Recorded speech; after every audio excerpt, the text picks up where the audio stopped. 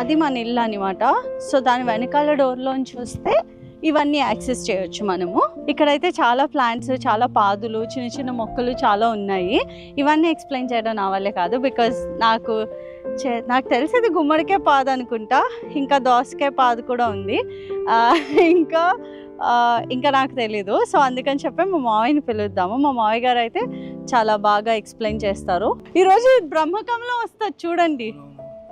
So first okay, introducing my మావయ్య గారు, జీడిగుంట విజయసారథి గారు. So we gonna discuss about the plans today.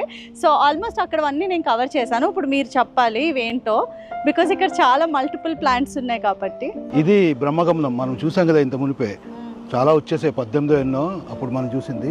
ఇంకొకటి ఇవాళ రాత్రి మరి వస్తుంది, అది ఇంకోటి చిన్న మొగ్గను చూసావు. ఈ రెండే మిగిలాయి. మరి యాక్చువల్లీ ఇది క్యాక్టస్ బ్రహ్మకమలం అని ఎందుకంటే ఆ పేరు వచ్చింది, కానీ నిజమైన బ్రహ్మకమలం హిమాలయాస్లో ఉంటుంది.